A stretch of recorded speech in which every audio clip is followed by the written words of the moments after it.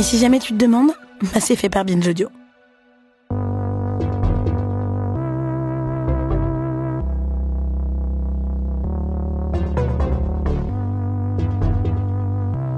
Les femmes dans mon enfance étaient quand même beaucoup plus intelligentes que les hommes. Parce que la société les mettant sur le côté, elles voyaient le monde de l'extérieur, elles n'étaient pas au centre. Et être sur le côté, c'est aussi une possibilité de la lucidité sur le monde. La masculinité, très souvent, elle est racontée par les perdants de la masculinité.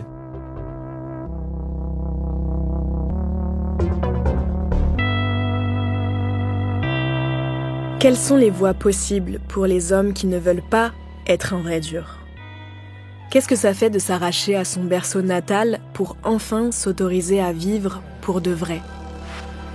À la fin de son adolescence, quand ces questions vertigineuses se sont posées à Édouard Louis, il a fallu trouver un plan. Fuir un environnement pauvre et violent, ça ne se fait pas juste grâce à la force de sa volonté et de ses rêves. Il faut de l'argent, trouver un endroit où se loger et des pistes concrètes pour tracer une autre voie que celle sur laquelle la société nous a placés. Dans la première partie de notre grand entretien, l'écrivain Édouard Louis m'a parlé du dressage à la masculinité qu'il a subi enfant et toutes les violences qui allaient avec. Cette fois-ci, on va parler des alliés qui lui ont permis de fuir la domination masculine, de s'évader de la masculinité virile et hétéro-obligatoire. On va parler des femmes de sa vie, du moins celles qui apparaissent dans ses livres. Il y a sa mère, Monique, à qui il a consacré 2 romans, mais aussi ses sœurs et les amis qu'il a rencontrés, ados. Parce qu'elles-mêmes ont subi la violence patriarcale, ces femmes-là ont développé des techniques de survie, des parades pour ne pas se laisser écraser. Alors dans l'épisode qui suit, Édouard Louis raconte ce qu'il a appris d'elles, comment elles l'ont aidé à déployer son homosexualité, mais aussi comment elles ont transformé tout ce qu'il était. Ce que vous allez entendre, c'est le récit et l'analyse d'une transformation sexuelle et sociale, avec les nouvelles violences que ça implique, celle d'un autre dressage, le dressage à l'ordre bourgeois. Je m'appelle Naomi Titi et vous écoutez Les Couilles sur la table, un podcast créé par Victoire Suaillon. Après cette deuxième partie, pour découvrir la suite sans attendre et en avant-première, abonnez-vous au Binge Club. Toutes les infos sont dans la description de l'épisode.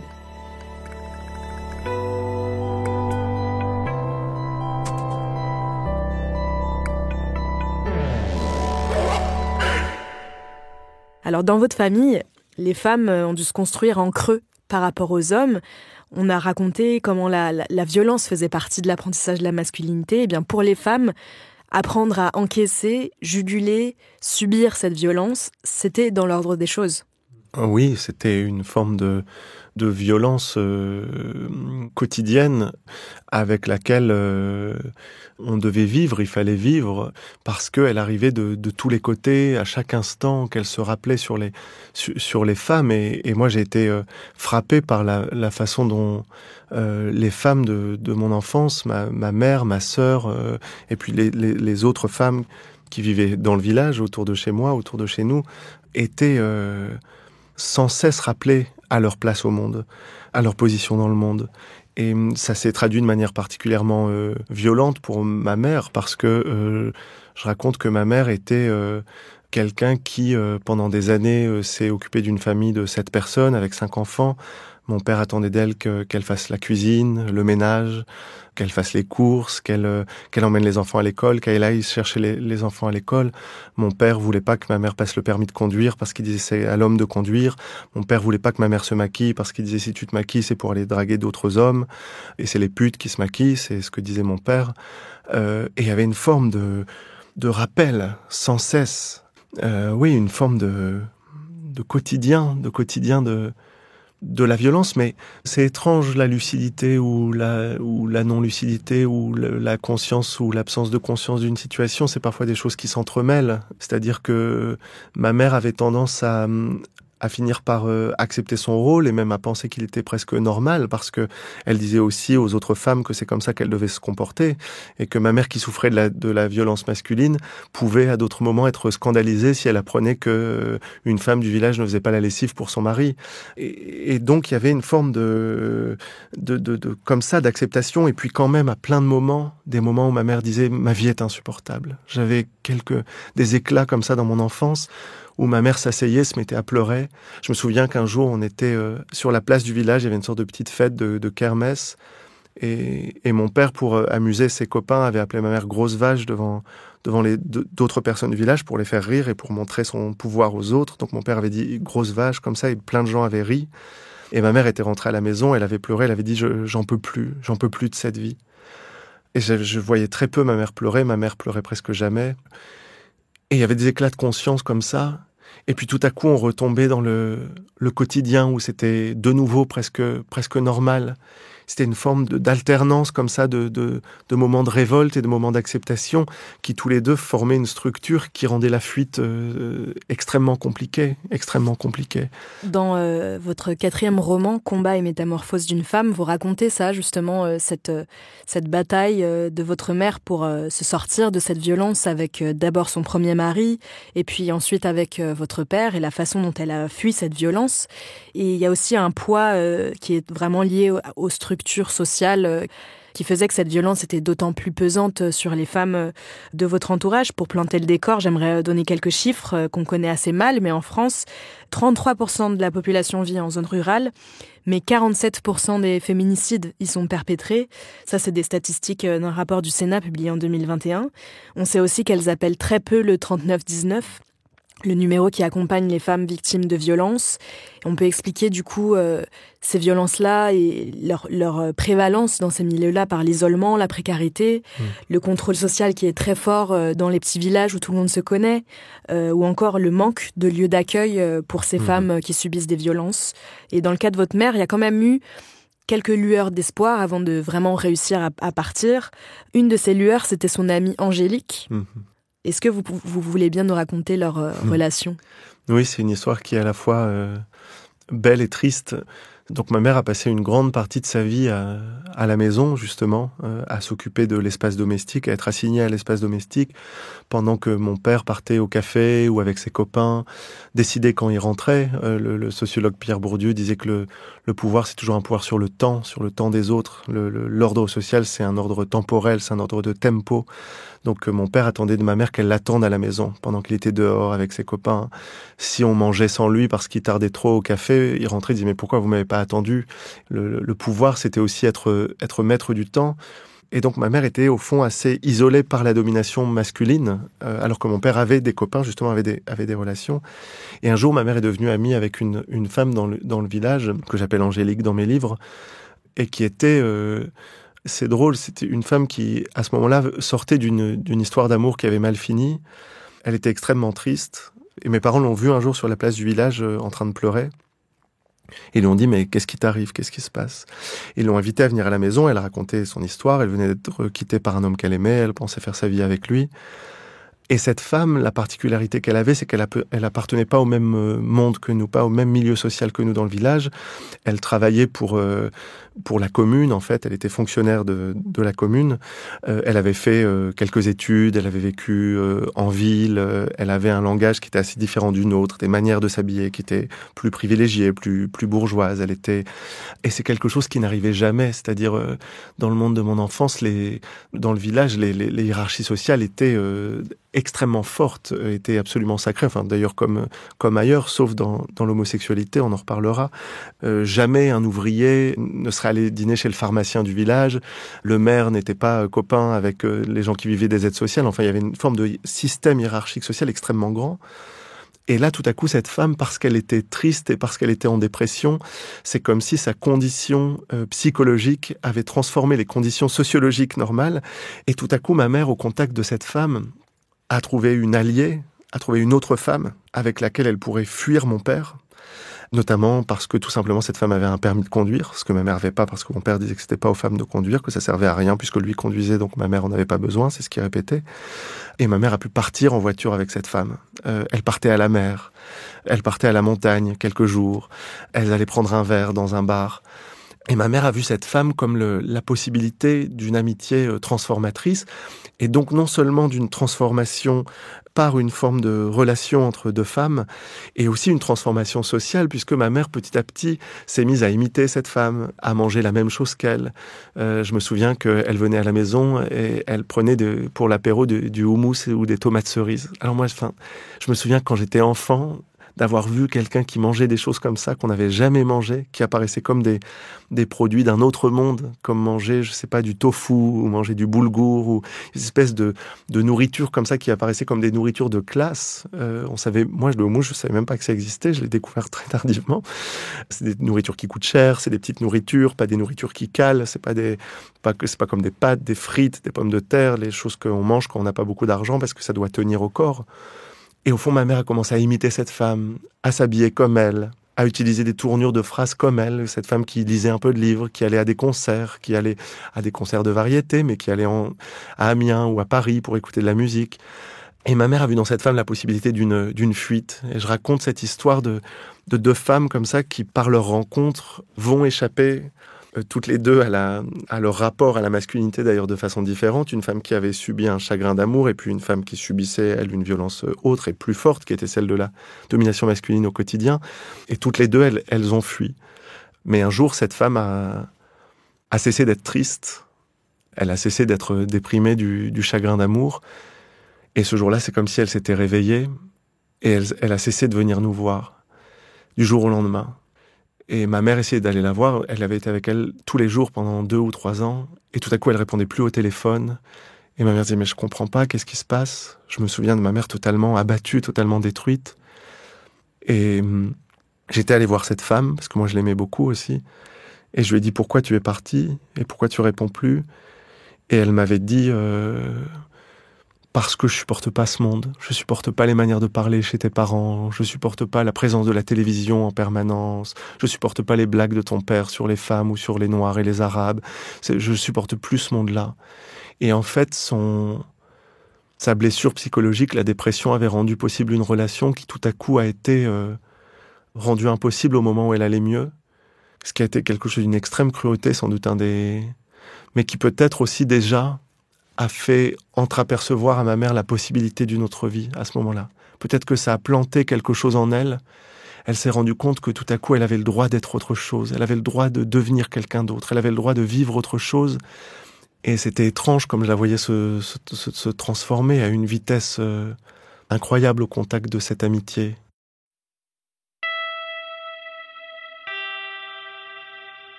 Quelque temps après, vous êtes parti à Amiens pour suivre vos études et votre mère a fini par réussir à mettre votre père dehors. Comme ça, un soir, elle en a eu marre, elle a mis toutes ses affaires dehors et elle lui a dit « tu reviens plus ». Et là, vous avez continué de la voir se métamorphoser et elle s'est mise à porter du maquillage alors qu'avant, votre père lui interdisait ça.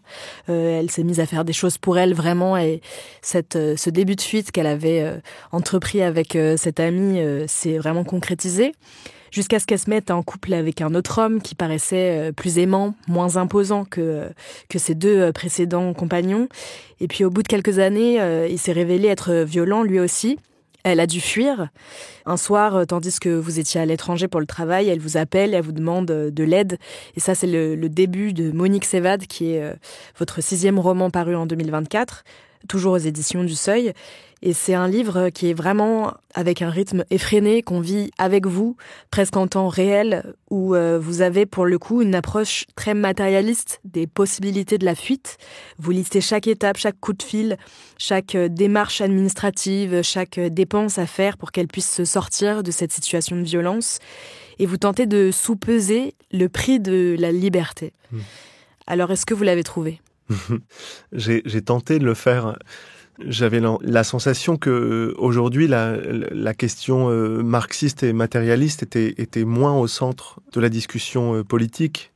qu'elle l'a été dans les années 60 ou 70, dans le sillage de mai 68, des grands mouvements marxistes et féministes de l'époque, même si évidemment c'est des traditions qui existent encore aujourd'hui, avec Silvia Federici par exemple. Il y a des auteurs qui travaillent sur cette question. Il y avait quelque chose là que j'avais envie d'explorer, qui était en effet, qu'est-ce que ça a coûté à ma mère de partir? Puisque en fait, le jour où ma mère m'appelle, la scène que vous racontiez, elle s'est installée chez un homme, elle m'appelle un jour au milieu de la nuit, et elle me dit, je pensais qu'il serait différent de ton père, mais il est pareil, il me fait revivre la même chose. Ce qui est intéressant d'ailleurs, ce rapport entre la violence et la répétition. Parce que quand j'ai publié Monique s'évade, j'avais déjà publié Combat et métamorphose d'une femme, le premier livre sur ma mère, et des gens m'ont demandé mais pourquoi tu écris un deuxième livre sur ta mère? Pourquoi tu écris un deuxième livre sur la question de la domination masculine ou des femmes? Et ce que j'essayais de dire, c'est que précisément, une des violences de la violence, c'est sa répétition. Si vous êtes un moment la cible ou la victime de la violence, vous devez vivre avec l'idée que peut-être ça va se reproduire un autre jour, à un autre moment. Au fond, si la violence, elle arrivait qu'une fois et qu'on en était débarrassé pour toujours, la vie serait sans doute moins difficile. Si un jour on vous disait PD et que c'était terminé, ça irait. Si un jour comme femme on vous embêtait une fois, ça irait pas, mais ça irait mieux que si c'était quelque chose qui revenait en permanence. Et au fond, toutes les personnes qui ont vécu la violence vivent avec le spectre de sa répétition. Et c'est pour ça que quand vous êtes une femme ou un gay, très souvent, vous devez ajuster vos comportements dans l'espace public. Est-ce que je peux m'habiller d'une telle manière sans me faire agresser? Est-ce que si je suis une femme, je peux mettre une mini-jupe sans qu'on vienne m'embêter dans la rue? Est-ce que si je suis gay, je peux tenir la main de l'homme que j'aime dans la rue? Est-ce que je peux aller dans ce quartier à ce moment-là? Il y a toute une forme de géographie politique qu'on produit malgré soi. Où je peux aller? Comment? Habiller comment? Et si on prend toutes ces précautions, c'est parce qu'on sait que la violence, elle est toujours là, prête à se reproduire. C'est qu'on sait qu'elle va revenir, qu'elle peut revenir. Et c'est pour ça qu'il fallait pour moi écrire une deuxième fuite de ma mère, parce que sinon c'est comme si j'avais menti sur la violence. C'est comme si j'avais menti sur la violence. C'est pas un happy ending, combat et métamorphose d'une femme où ma mère s'échappe de la relation avec mon père et tout à coup tout va bien et tout à coup sa vie est parfaite. La réalité, elle est beaucoup plus difficile que ça. Et très souvent dans nos vies, d'ailleurs, on croit toujours que la prochaine étape va être la grande libération. Et la vie, ça fonctionne jamais comme ça. La vie, elle est toujours de nouvelles épreuves, de nouvelles violences, de nouvelles questions qui se posent à nous. On a toujours le fantasme d'un moment où ça s'arrêtera. Mais la vie, ça s'arrête pas, le monde s'arrête pas. Et la violence, c'est la même chose, elle s'arrête pas. Et donc, au moment où ma mère est obligée de répéter une évasion après avoir quitté mon père dans Combat et métamorphose d'une femme, dans Monique s'évade, elle doit s'échapper chez cet homme qui est violent comme mon père. Or, je me rends compte à ce moment-là que ma mère a besoin d'argent pour s'enfuir. Elle a besoin d'avoir un appartement dans lequel elle puisse vivre loin de chez cet homme. Elle a besoin de pouvoir acheter de la nourriture parce que elle a aucun argent, elle avait pas de travail, elle vivait avec un homme qui travaillait. Très souvent, on le sait, les femmes renoncent à leur carrière professionnelle, à leurs études pour élever les enfants. Donc ma mère a fait ça, elle a élevé des enfants toute sa vie, elle avait pas de travail, elle avait pas de métier. Et donc, tout à coup, la possibilité de la libération, c'était des sommes d'argent concrètes. Et dans Monique s'évade, j'ai essayé de réfléchir à ce coût de la liberté. Et au fond, en faisant ça, presque d'agresser la littérature. Parce que l'argent, ça paraît comme une chose pas très noble en littérature. Vous voyez, qu'est-ce qu'il y a de plus vulgaire qu'un ticket de caisse? Qu'est-ce qu'il y a de plus vulgaire qu'une facture? La littérature, elle se veut toujours noble et grande et au-dessus de ce genre de choses aussi matérielles, aussi quotidiennes, aussi faciles. Mais si c'est la vie d'un certain nombre d'individus, si pour un certain nombre d'individus se libérer, c'est pouvoir payer un loyer, pouvoir faire des courses, pouvoir aller au supermarché, s'acheter à manger, pour s'éloigner de chez un homme chez qui on vivait sans argent. Quelque chose qui était a priori compliqué à raconter en littérature, cette question d'une somme extrêmement concrète qu'il faudrait pour s'évader d'une situation. Et cette question de l'argent par rapport aux violences patriarcales, elle est vraiment centrale parce que c'est une des raisons qui fait que la fuite est tellement difficile pour les femmes victimes de violences. Il y a des chiffres sérieux qui montrent qu'en moyenne, une femme victime de violences conjugales fait 7 allers-retours avant de quitter définitivement son conjoint violent. L'argent est une des voies pour y arriver pour de bon. J'aimerais revenir à vous. Vous aussi, votre destin social, il a été bousculé par des femmes amies et des femmes alliées. Et dans le premier épisode, vous avez parlé de votre enfance, du début de votre adolescence. où l'obligation à la masculinité la plus dure et les sanctions qu'on vous infligeait parce que vous n'étiez pas conforme à cette masculinité étaient très présentes. Tout ça était amplifié par la misère sociale que vous racontez beaucoup dans vos livres de façon très réaliste, telle qu'elle était vraiment. Une fois que vous ne pouviez plus supporter toute cette violence, vous avez cherché à fuir. Et ça, vous le racontez dans votre 5e livre, Changer méthode, qui est paru en 2021, duquel on va beaucoup parler maintenant. Est-ce que c'était plutôt la pauvreté, le destin tout tracé vers l'usine qui vous attendait, ou l'homophobie qui vous ont fait fuir, ou les deux ? Oui, ce sont les deux. On revient exactement au sujet qu'on avait évoqué dans le premier épisode, qui est celui de la complexité de la violence et de la domination. Je suis parti, j'ai dû partir et j'ai pu échapper à mon destin social, précisément parce que j'étais plus dominé que les autres socialement, parce que j'avais 2 verdicts, un verdict de classe, pauvre, et un verdict sexuel, PD, et que les deux entraient en clash, en contradiction l'un avec l'autre, et que je devais partir, que j'avais pas le choix. Et en fait, je suis parti parce que j'étais plus dominé que les autres. Et c'est la même chose qui s'est passée au fond à des niveaux différents, mais pour ma mère comme femme. Ma mère était plus dominée que mon père, puisqu'elle était une femme des classes populaires, donc elle avait un verdict de genre et un verdict de classe. Mon père avait un verdict de classe, pauvre, mais dont son verdict de genre, homme, était un verdict dominant, donc il était plus dominant qu'elle. Ce qui fait que mon père, à cause de sa masculinité, pendant toute sa vie, il a souvent pensé qu'il avait choisi ce qu'il était. Il buvait pour être un vrai homme, il faisait des choses dangereuses pour être un vrai homme, il s'auto-excluait du système scolaire pour être un vrai homme. Et donc, il a été comme aveuglé par sa propre domination. Tout ce qui l'a détruit, il pense l'avoir choisi. Ça, c'est la malédiction de la masculinité. Ma mère, comme femme, elle n'a pas pensé qu'elle avait choisi. Même si parfois elle finissait par l'accepter, c'était quand même les hommes qui lui disaient « tu restes à la maison ». C'était mon père qui lui disait « tu fais la cuisine ». C'était mon père qui lui disait « tu gardes les enfants ». C'était mon père qui lui disait « tu passes pas le permis de conduire ». C'était mon père qui disait « tu te maquilles pas ». Ce qui fait qu'un jour, ma mère a pu dire « je vais reprendre ce que le monde m'a volé. Je vais reprendre ce que la société m'a volé ». Parce qu'elle savait qu'on lui avait volé. Mon père était moins conscient du vol, parce qu'il était enfermé dans son propre statut dominant. Et moi, comme homosexuel, c'est la même chose que j'ai vécu et que j'ai ressenti, c'est que je ne choisissais pas ma vie, je choisissais pas ce que j'étais. Mon corps avait pas droit d'exister dans l'espace dans lequel je me trouvais, où l'homophobie était très grande. Et donc, j'ai dû aller chercher ma liberté autre part. Et au fond, les livres sur mon homosexualité ou les livres sur ma mère sont des espèces de miroirs des livres sur mon père, comme Qui a tué mon père ou L'effondrement, dans lequel je raconte cette inversion des rapports de pouvoir et le fait que parfois c'est cette double domination qui peut devenir le point de départ de l'émancipation. Alors pas toujours, bien sûr, encore une fois. C'est très lié à des conditions matérielles, en fait. C'est lié à des conditions matérielles. Il y a aussi beaucoup de femmes qui n'ont jamais la possibilité de fuir. Mais même si elles ne fuient pas, ce qui est évidemment pas du tout suffisant, mais même si elles ne fuient pas, elles sont... Les femmes dans mon enfance étaient quand même beaucoup plus intelligentes que les hommes. Parce que la société les mettant sur le côté, elles voyaient le monde de l'extérieur, elles n'étaient pas au centre. Et être sur le côté, c'est aussi une possibilité de la lucidité sur le monde. La masculinité, très souvent, elle est racontée par les perdants de la masculinité. Elle est racontée par les gays, par les personnes LGBT, par les femmes, par tous les gens qui sont les victimes de la violence masculine, parce que c'est de l'extérieur qu'on la voit. C'est pas de l'intérieur qu'on la voit. La masculinité, elle a rien à dire d'elle-même. Elle est bête, elle a des espèces de principes complètement abstraits. Je sais pas si vous avez déjà essayé de lire des mémoires de grands généraux militaires ou des espèces de... C'est bête, en fait. Il y a rien à dire.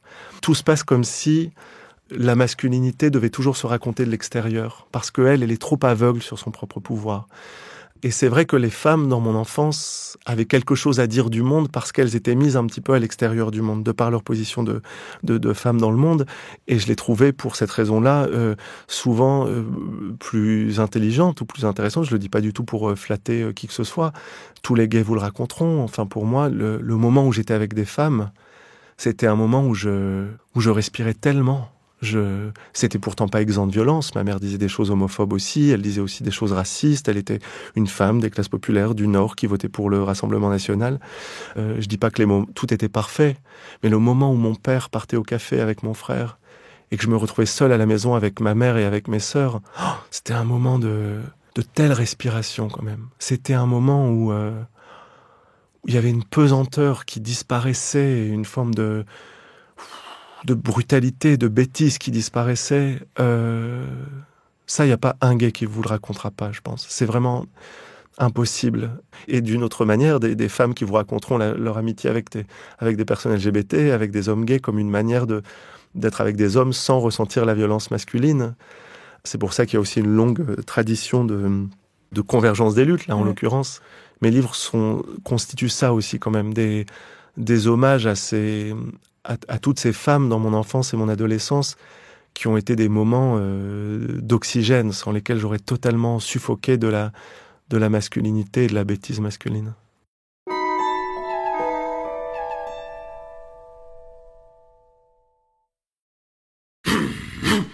Et l'une d'entre elles, vous l'avez rencontrée quand vous êtes arrivé au lycée à Amiens. Elle s'appelait Elena, c'est comme ça que vous l'appelez dans vos livres. Et elle a complètement bouleversé votre vie à tel point que vous parlez d'un effet Elena. Alors qu'est-ce que c'est cet effet Elena ? Eh bien, je suis arrivé à Amiens pour commencer le lycée et j'étais le premier dans ma famille à aller au lycée pour faire des études générales, pour commencer un baccalauréat général. Et quand je suis arrivé à Amiens, c'est ce que je raconte dans Changer méthode, je me suis rendu compte que j'appartenais pas du tout à la même classe sociale que les autres personnes du lycée. Ils avaient des manières de parler, des manières de s'habiller, des manières de se comporter, qui étaient totalement complètement différentes des miennes. D'ailleurs, dès que je suis arrivé, c'était un lycée en plus plutôt bourgeois, puisque le lycée dans lequel j'ai fait mes études, c'était un lycée qui proposait des options artistiques, de danse, de musique, de théâtre. Donc c'était plutôt les parents de la bourgeoisie culturelle qui envoyaient leurs enfants vers ce type de formation, qui avaient envie d'avoir des enfants artistes, qui valorisaient l'art. Donc je me suis retrouvé dans un lycée plutôt où beaucoup d'enfants étaient des enfants de professeurs, de journalistes, de personnes du milieu artistique. Et tout de suite, j'ai été confronté à une forme d'illégitimité de classe, où on me disait « Mais pourquoi tu parles avec un accent du Nord ? Pourquoi tu t'habilles en survêtement ?» Parce que les garçons des classes populaires dans le village de mon enfance s'habillaient en survêtement, comme les rappeurs à la télévision qu'on imitait, avec le pantalon baissé jusqu'en bas des fesses, et le caleçon qui dépassait, avec les Air Max et les chaussettes au-dessus du pantalon. Je suis arrivé comme ça au lycée, et les enfants de la bourgeoisie me disaient « Pourquoi tu t'habilles comme ça ?» Je connaissais pas leurs références. C'était des enfants qui étaient allés au théâtre, qui avaient voyagé dans leur enfance avec leurs parents. Moi, j'avais jamais voyagé, j'étais jamais allé au théâtre. Et je me suis retrouvé comme ça, d'un seul coup, complètement en décalage et en extériorité par rapport au monde du lycée. Et là, j'ai rencontré cette fille, Elena, qui était une fille d'un universitaire et d'une ancienne actrice qui avait grandi toute sa vie dans la culture, avec les livres, qui allait au théâtre, qui allait au musée, qui voyageait. Et quand je l'ai rencontrée, je me suis dit, je veux devenir comme elle. Je veux que ma vie devienne la sienne. Je veux parler comme elle. Je veux vivre comme elle. Je veux que mon quotidien soit le même que son quotidien. Elle a exercé sur moi une fascination qui était tellement forte et qui venait aussi du fait que, comme c'était une fille qui aimait la culture, qui valorisait la culture, qui rêvait de devenir actrice, metteuse en scène, elle était très proche de l'art. Et en fait, l'art était d'un seul coup un univers dans lequel une grande partie quand même des valeurs masculines de mon enfance étaient complètement dévaluées. C'est-à-dire que toute l'idéologie de mon enfance qui consistait à être fort, à être agressif physiquement, à s'imposer, toute l'attitude corporelle que demandait la masculinité, d'un seul coup n'avait plus aucune valeur dans le milieu de l'art, où au contraire il faut s'asseoir, se taire pour étudier, aller au théâtre, être silencieux et écouter, dans lequel en fait un système de valeurs totalement différent était proposé. Et d'un seul coup j'ai senti que, à travers Elena, je découvrais un monde dans lequel peut-être mon corps pouvait exister. Que mon corps dissident, que mon corps gay, que mon corps désirant pour les autres garçons, que mon corps qui n'était pas fort, qui n'était pas dans la performance, qui n'était pas dans l'agressivité, avait trouvé un lieu dans lequel il avait le droit d'être. Et en fait, cette amitié a d'un seul coup pour moi, transformé ma vie et m'a emmené vers un tout autre monde. Oui, parce qu'elle vous a vraiment initié à ce nouveau monde que vous découvriez. Et ce qui est passionnant dans ce récit, c'est qu'après avoir décortiqué ce que la philosophe Judith Butler appelle la performance de genre dans vos précédents livres. Là, c'est la performance de classe que vous apprenez. Comment il faut s'habiller, comment il faut manger, comment il faut se tenir dans l'espace public, de quelle manière il faut s'ouvrir aux autres, comment on fait la conversation, tout ce qui est lié à la politesse et tout ça. Donc ça passait par Elena et ça passait aussi par sa mère Nadia, qui a eu un rôle aussi important dans votre construction personnelle. Oui, c'est drôle parce que on a parlé du dressage à la masculinité dans le premier épisode. Quand je suis arrivé au lycée, j'ai vécu, expérimenté, traversé, subi un mélange de tout ça à la fois. Un dressage de classe sociale. Et bizarrement, c'était, contrairement à la masculinité obligatoire, qui était quelque chose qui me faisait beaucoup de mal et qui me détruisait, cette formation de classe, au contraire, même si elle était parfois dure et même si j'avais honte, je me sentais illégitime, parfois j'y arrivais pas.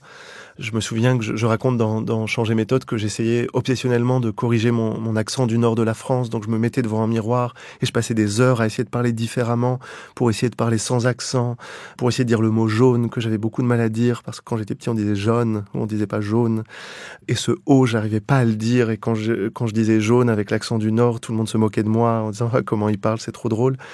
Et donc il y a eu évidemment une sorte de discipline comme ça, très, très dure, que je raconte, une forme de transition de classe, en l'occurrence. Mais en même temps, c'était pas une transition qui m'étouffait, c'était une transition qui me libérait dans un premier temps, et sur laquelle, après, j'ai pu revenir en me disant, mais de tout ce que j'ai absorbé de cette bourgeoisie, maintenant j'ai beaucoup de choses à critiquer, de ce monde dominant, de ce monde des privilèges, de ce monde du pouvoir, de ce monde... Mais dans un premier temps, d'une part, j'avais pas la force de résister, et d'autre part, je voyais dans ce dressage-là la possibilité de ma fuite. Je voyais la possibilité de mon émancipation loin de mon père ou loin de mon frère. Donc en fait, c'était même si c'était violent, c'était une violence libératrice et pas une violence destructrice. Et ça, quand on fait une analyse de la violence, il faudrait faire une forme d'analyse complexe entre des violences qui détruisent et des violences qui libèrent. Alors peut-être que le mot violence n'est pas adapté, qu'il faudrait en utiliser un autre, mais parfois la différence, elle est complexe. On sait que dans le mouvement féministe, par exemple, il y a eu toute une tradition de résistance d'un certain nombre de femmes au discours féministe qui existe encore aujourd'hui, notamment parce que le discours féministe disait aux femmes, vous vivez des vies dominées, que vous n'avez pas choisies, aliénées par le pouvoir masculin, et il faut produire une révolte contre ça, produire une prise de conscience, produire une transformation. Et s'entendre dire qu'on n'a pas vraiment choisi sa vie, c'est évidemment quelque chose d'extrêmement violent. Quand quelqu'un vous regarde et vous dit « tu crois que tu as choisi mais tu n'as pas choisi », en fait, toute la pensée émancipatrice, toute la pensée des grands mouvements du XXe siècle, le mouvement antiraciste, le mouvement gay, le mouvement ouvrier, le mouvement féministe, contiennent au fond une forme de violence qui consiste à dire aux gens « vous pensez que vous êtes libre mais vous ne l'êtes pas ». Peut-être vous ne le pensez pas tous, peut-être vous ne le pensez pas à chaque instant, mais en gros, il y a tout un système derrière vous qui vous dicte vos conduites. Et cette violence-là, d'un seul coup, elle devient la possibilité de l'émancipation. Et pour moi, la rencontre avec Elena, Nadia et ce monde-là, ça a été ça. C'était une violence parfois très lourde et en même temps la possibilité de m'éloigner de mon frère, de m'éloigner de mon père, de m'éloigner de mon milieu. Et plus tard, j'ai pu faire un retour critique sur ça. Ouais, ça, on en parlera dans le 3e épisode sur votre arrivée en bourgeoisie, si je puis dire. Et cette violence-là, qui est assez paradoxale, je trouve que c'est intéressant de l'explorer parce que c'est ce qui fait que les rapports de pouvoir sont parfois faciles à voir, comme vous l'avez dit dans le premier épisode, et parfois aussi complexes à démêler parce qu'on peut y trouver notre compte, trouver des choses qui nous libèrent, trouver des choses qui, au contraire, nous asservissent encore plus. Et là, dans ce dressage de classe, comme vous le dites, il y avait aussi cette violence symbolique que vous avez intégrée vous-même, ce mépris de classe qui passait par, en effet, la façon dont il fallait vous apprendre à comment manger. Il y a Elena qui, vous le racontez, vous a dit à un moment, par contre, il faut que tu apprennes à manger différemment parce que sinon, devant les autres, tu n'y arriveras pas si tu continues à manger comme un paysan. Donc c'est vrai que quand on lit ça, on est frappé par le fait que c'est un mépris de classe très fort, mais ça vous a libéré dans un premier temps. Oui. Oui, c'est ça, vous y avez consenti, jusqu'à une étape où c'est finalement vous qui avez fini par retourner cette violence, d'une part contre Elena, mais aussi contre votre propre mère, qui a aussi été une personne qui vous a inspiré dans son évasion. Et par exemple, il y a cette scène où Monique, votre mère, doit venir signer des papiers administratifs au lycée où vous étiez à Amiens. Est-ce que, à ce moment-là que vous pouvez nous raconter, vous commencez à apercevoir ce moment où vous devenez un agent de la violence de classe? Oui, c'est-à-dire que je me transforme au contact d'Elena et de la vie au lycée. Et tout à coup, je ressens cette transformation comme la possibilité d'une vengeance contre mon enfance et contre l'homophobie de mon enfance. Et donc, il y a un moment où, dans mon adolescence, je vais utiliser le pouvoir de classe contre le pouvoir sexuel. Quand je vais rentrer chez mes parents le week-end après la semaine au lycée, puisque j'étais à l'internat dans un premier temps, quand je rentre chez mes parents, je veux leur montrer que je sais des choses qu'eux ne savent pas, que je lis des choses qu'eux ne peuvent pas lire parce que je suis allé au lycée et pas eux, que je connais des metteurs en scène, des cinéastes, des films, que je lis des livres alors qu'eux n'en lisent pas. Et j'utilise ça à ce moment-là comme un instrument pour me venger de la honte que j'avais ressentie dans mon enfance quand on me disait que j'étais un moins que rien, que j'étais un pédé, que j'étais pas légitime. Et évidemment, j'ai terriblement honte d'avoir exercé cette violence contre la violence. Mais j'ai essayé de raconter dans mes livres cette circulation de la violence avec le plus de lucidité possible et de pas m'épargner, comme j'épargne pas les autres. Ce qui m'intéresse, c'est pas d'être gentil ou méchant, c'est d'être le plus juste possible quand j'écris, donc que ce soit avec moi ou avec les autres, c'est ce que j'essaye de faire. Et en effet, d'un seul coup, je me rendais compte que toutes les choses que j'apprenais au lycée pouvaient me servir pour gagner un pouvoir que j'avais jamais eu. Plus tard, j'ai voulu utiliser la littérature pour défaire le pouvoir, et donc j'ai écrit contre l'adolescent que j'avais été. Mais dans un premier temps, j'ai ressenti la violence de la culture. J'ai ressenti la violence de la culture, la possibilité de sa violence, que moi-même j'utilisais pour inférioriser mes parents, pour inférioriser ma famille. Et c'est pour ça que plus tard, quand je suis arrivé à Paris et que j'ai commencé à écrire et à évoluer dans des milieux plus culturels, j'ai jamais vraiment adhéré au grand discours de la bourgeoisie sur l'art qui nous libère, qui nous émancipe, l'art qui construit des ponts entre les individus plutôt que des murs. Je sais dans ma chair et dans mon corps et dans mon sang que la culture, c'est aussi un des grands lieux de la violence, une des grandes sources de la violence. Des hiérarchies sociales, de qui connaît qui, de qui connaît quoi, de qui lit quoi. La culture, c'est aussi ça. La littérature, c'est aussi ça. Et c'est ce que j'essaie de raconter maintenant.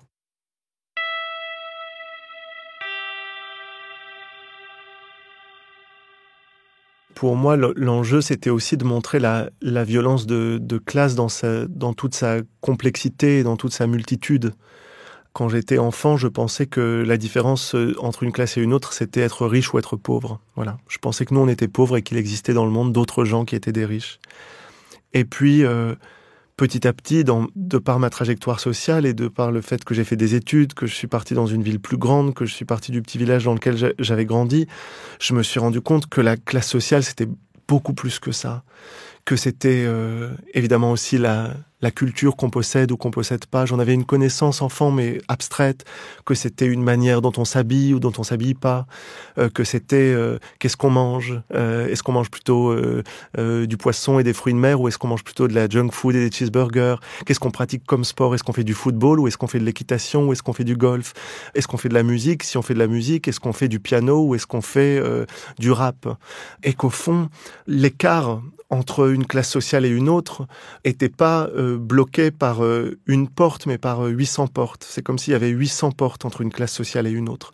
Et la culture fait partie, la connaissance, le savoir fait partie de ces instruments du pouvoir de classe. C'est la grande révolution théorique qu'a apporté Pierre Bourdieu par la publication de son livre La Distinction en 1980, qui en fait se détachait du marxisme traditionnel qui analysait les classes sociales en termes de rapports de force dans le capitalisme, de capital économique, etc.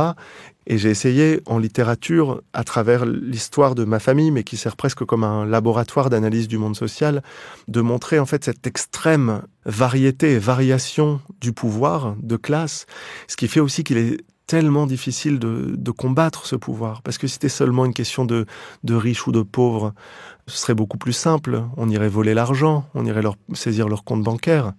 J'adorerais qu'on fasse ça. Mais en fait, non, c'est beaucoup plus compliqué. C'est qui parle, qui a un accent, qui n'a pas un accent, qui a un accent du Nord, qui n'en a pas, qui rigole fort, qui rigole pas fort, qui connaît Bach, qui ne connaît pas Bach. Et le pouvoir se traduit de cette façon-là. Et c'est fou d'ailleurs à quel point le pouvoir de genre se manifeste de la même façon. Et c'est pour ça aussi qu'il est extrêmement compliqué de combattre la domination masculine. C'est que l'expérience de classe que j'ai faite plus tard à mon adolescence, en fait, est assez parallèle à l'expérience de genre dans mon enfance, où tout ce que je faisais était associé à la féminité. C'est-à-dire que le rapport de domination masculine ne fonctionnait pas seulement par une apparence ou une manière de s'habiller ou une manière de marcher, c'était aussi quelle musique tu écoutes. Quand j'écoutais Britney Spears, on me disait mais si t'es un garçon, tu peux pas écouter ça, c'est de la musique de PD. Je me souviens, je mettais des posters de Britney Spears partout dans ma chambre et ça horrifiait mon grand frère qui est mort maintenant, qui me disait tu peux pas écouter ça, un garçon ça écoute du rap ou de la techno, tu peux pas écouter Britney Spears. C'était ce que je mangeais aussi parce que les garçons mangeaient beaucoup parce que c'était un signe de force et moi j'aimais pas beaucoup manger et on me disait mais t'es une chochotte, t'as pas beaucoup mangé, et en fait le rapport de domination masculine s'inscrit dans non pas une chose ou deux choses mais dans 800 choses, dans les manières d'exister au quotidien, de regarder, de s'habiller, d'écouter de la musique, de partout. Et donc ça veut dire que pour combattre la domination masculine, il faut combattre 800 choses. Je me souviens du scandale que c'était parce que j'aimais faire de la corde à sauter avec les filles dans la récréation, dans la cour de récréation, avec mes copines Anne-Claire et Mathilde dans la cour de récréation, Amélie. Et j'étais considéré comme pas masculin parce que les garçons jouaient au football. Et encore une fois, c'était tellement caricatural, mais c'était comme un scandale dans la cour d'école de faire de la corde à sauter. Vous voyez jusqu'où ça va le système du genre, le niveau de détail, le niveau de précision absurde. Qu'est-ce qu'il y a de plus masculin ou féminin dans le fait de faire de la corde ou de taper dans un ballon ? Je sais pas ce qu'il y a dans l'ordre naturel des choses qui ferait qu'une activité serait plus masculine ou plus féminine que l'autre. Et pourtant, la domination, elle va venir s'incruster dans un ensemble de pratiques, dans tous les détails de la vie, et va rendre le combat contre cette violence extrêmement complexe parce qu'il passe par tout ça.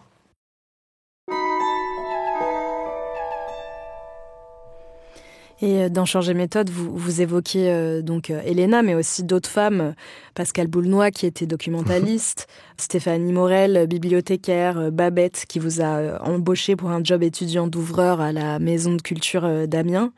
Toutes ces femmes, elles vous ont en quelque sorte introduit à ce langage de classe, ce nouveau langage de classe, avec une violence qui pouvait être difficile à vivre, mais à laquelle vous avez consenti, comme vous l'avez raconté. Cette ouverture-là, qu'est-ce que ça a permis dans votre ouverture à votre homosexualité ? Ces femmes qui ont en fait jalonné ma trajectoire de par mes rencontres avec elles, de par mes amitiés avec elles, de par mes relations parfois très proches avec elles, de complicité, de tendresse. Elles ont vraiment rendu un corps possible pour moi, c'est ce que je disais tout à l'heure. Enfin, d'ailleurs, c'est drôle, il y a toute une histoire de la littérature là-dessus, pas seulement d'ailleurs chez des gays, mais chez des gens qui ont des corps dissidents du monde social dans lequel il se trouve. Il y a la rencontre de Jean-Jacques Rousseau avec Madame de Warens dans les Confessions, qui est une femme qui va l'aider à se transformer, à devenir quelqu'un d'autre. Il y a les femmes dans Belle Amie, le roman de Maupassant, qui est l'histoire de Belle Amie qui essaye d'échapper à sa condition sociale et qui va rencontrer des femmes sur son chemin qui vont l'aider, le pousser à se transformer. Et ma vie a évolué de cette manière-là. À ce moment-là, c'était les relations avec les filles, avec les femmes, étaient un espace d'abord dans lequel la domination homophobe était généralement quand même moins forte, même si elle existait, même si ma sœur pouvait me dire mais tu marches comme un PD, mais pas les femmes amies. Elles m'ont jamais dit ça. Elles m'ont jamais dit ça. J'avais le droit d'être avec elles. J'avais le droit d'exister tel que j'étais avec elles. J'avais pas peur avec elles. Et d'ailleurs aussi, c'est drôle sur la question des représentations, parce que comme enfant gay, la représentation des femmes a été pour moi potentiellement plus émancipatrice que la représentation de l'homosexualité. Parce que très souvent, quand j'étais confronté à l'homosexualité, à la télévision, à la télé-réalité qu'on regardait beaucoup quand j'étais enfant, ça suscitait un rejet de ma part. Je voyais un homosexuel ou un homosexuel qui était jugé efféminé et je voulais pas être lui. J'avais peur d'être lui parce qu'il me rappelait quelque chose qui m'avait tellement fait souffrir que j'essayais de dissimuler, que j'essayais de cacher. Et donc, j'arrivais pas à m'identifier à des figures d'hommes homosexuels. Alors que dans l'identification aux femmes, je trouvais quelque chose d'extrêmement émancipateur dans la possibilité d'exister à travers mon corps. Et c'est sans doute pas un hasard si, quand vous assistez à un concert de pop d'une grande chanteuse pop comme Lady Gaga ou Beyoncé ou Lana Del Rey ou Mylène Farmer, vous avez en fait une surreprésentation d'hommes homosexuels vraiment très forte. Je le sais, je suis déjà allé à un concert de Lana Del Rey, par exemple. Je pense que ces femmes, elles représentent pour beaucoup de gays la possibilité de s'affirmer, la possibilité d'un autre corps, d'un autre être, d'une autre vie, la possibilité de la lumière aussi. Et c'est quelque chose qu'on retrouve aussi justement chez les cinéastes gays comme Pedro Almodóvar ou Xavier Dolan ou Gus Van Sant, qui ont souvent représenté des femmes flamboyantes, des femmes... Et je trouve ça... extrêmement intéressant aussi dans la mesure où ces figures de femmes, souvent d'ailleurs dans une forme de performance de l'ultra-féminité, parfois elles peuvent représenter quelque chose de lourd et de violent pour les filles et les femmes qui sentent une forme d'obligation de la féminité dans la société. Pour être légitime, il faut être femme, il faut se maquiller, il faut se faire belle, il faut être séduisante, il faut être mince, il faut être... etc. Et moi, j'ai connu des femmes qui ont souffert pendant leur vie de la pesanteur de cette norme féminine. Et en fait, cette chose qui était une source de pesanteur pour elles était une source de libération pour moi comme gay. Et ça complexifie aussi la question de la politique parce que ça veut dire qu'une réalité politique peut être en même temps violente pour quelqu'un et émancipatrice pour quelqu'un d'autre. La féminité obligatoire ou la surféminité qui peut d'un seul coup devenir une norme et s'imposer sur le corps de toutes les filles et toutes les femmes peut être pour des gays une manière d'échapper à la masculinité obligatoire. En fait, la féminité et les femmes, dès le début de ma trajectoire, m'ont permis totalement de trouver d'autres routes, pour reprendre la métaphore de Monique Wittig, la grande théoricienne féministe, j'étais comme un esclave marron de la masculinité. Les esclaves marrons, c'était les esclaves qui étaient retenus sur les plantations à l'époque de l'esclavage. Et les esclaves marrons, et pas seulement les esclaves, c'était la pratique du marronnage. C'était la pratique qui consistait à s'enfuir de la plantation sur laquelle on était retenu comme esclave, ce qui était très dur. Très souvent, on se faisait rattraper et tuer, manger par les chiens. Patrick Chamoiseau ou Toni Morrison ont écrit là-dessus. Mais il y avait cette pratique de marronnage à l'époque de l'esclavage et Monique Wittig dit que les gays et les lesbiennes sont des esclaves marrons du genre. C'est-à-dire on fuit une forme d'assignation obligatoire à une identité de genre et de sexualité. Et mes relations d'amitié très fortes avec des femmes ont vraiment représenté cette fuite-là. Vous voyez, j'avais l'impression... Il y a des romans merveilleux de Patrick Chamoiseau où des esclaves s'enfuient et recréent des communautés dans la jungle, cachées du pouvoir par la végétation, par les arbres, par les feuilles, loin des villes, loin des réseaux de surveillance. Et quand j'étais avec des femmes dans mon enfance et mon adolescence, j'avais l'impression de la même chose. J'avais l'impression que toutes ces corps autour de moi étaient comme des protections contre le pouvoir qui était là-bas, un peu plus loin, là où il y avait la surveillance, là où il y avait les réseaux, là où il y avait le regard des autres. Et ça, c'était donc une ouverture qu'on va encore approfondir dans le 3e épisode, puisqu'on va parler, pour le coup, des hommes gays que vous avez rencontrés avant de devenir écrivain. Mais avant ça, pour finir ce 2e épisode, est-ce que vous avez une œuvre d'art à nous recommander ? Oui, bien, comme on en a parlé, je recommanderais le livre de Toni Morrison qui s'appelle Beloved, qui est un de ses chefs-d'œuvre parce qu'elle en a écrit beaucoup et qui raconte l'histoire d'une femme esclave qui fuit l'esclavagisme et la situation d'esclavage dans laquelle elle se trouve. Et je trouve que il y a beaucoup à apprendre de cette question de la fuite chez des très grandes écrivaines comme Toni Morrison, même si évidemment les situations qu'on vit sont pas du tout les mêmes et la violence est absolument incomparable par rapport à ce qui est raconté. Mais je trouve que c'est une très très grande œuvre sur ce sujet. Merci beaucoup Édouard Louis. Merci. C'était l'épisode 123 des Couilles sur la table, la deuxième partie de mon grand entretien avec l'écrivain Édouard Louis. Dans le prochain épisode, on va parler de sa découverte de la culture gay. Changer méthode est aussi un livre qui parle de ça, de la générosité gay, de la générosité de la communauté gay, du sens de l'accueil, du sens de la possibilité de se transformer les uns les autres. On va parler de ce que ça fait d'être catapulté dans le monde de la bourgeoisie culturelle. Tout à coup, je me suis mis à me sentir complètement en porte-à-faux, en décalage par rapport à ce monde. Et du rôle des transfuges de classe dans l'échiquier social et politique. Il est déjà tellement difficile de s'arracher à son destin, à son milieu, à sa famille, qu'en plus, quand vous arrivez de l'autre côté, des bourgeois sont là et vous disent « Ah, mais tu as trahi, tu aurais dû rester là où tu étais, tu aurais dû rester authentique ». Cette troisième partie sortira le 9 octobre, mais si vous ne voulez pas attendre, l'épisode est déjà disponible en avant-première pour les membres du Binge Club. Pour vous abonner, c'est très simple, il faut cliquer sur le lien qui est en description. Bon, alors, qu'est-ce que vous avez pensé de ce deuxième épisode ? Dites-nous ça en commentaire ou bien sur les réseaux sociaux. Et si vous voulez nous écrire un petit peu plus en longueur, écrivez-nous par mail à l'adresse lescouillessurlatable@binge.audio.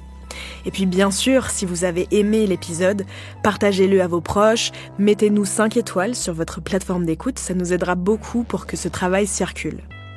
Les Couilles sur la table est un podcast créé par Victoire Tuaillon et produit par Binge Audio. Je m'appelle Naomi Titi, je m'occupe de la supervision édito du programme et c'est moi qui ai préparé, mené et monté cet entretien. L'enregistrement, la réalisation et le mixage ont été assurés par Jude Rigaud et Paul Berthiaud. Marie Foulon s'occupe de la production et de l'édition, Lise Niederkorn de la communication et Thomas Rozek, c'est le rédac-chef de Binge. Merci à toute l'équipe et merci à vous de nous avoir écoutés. Rendez-vous au prochain épisode dans Les Couilles sur la table.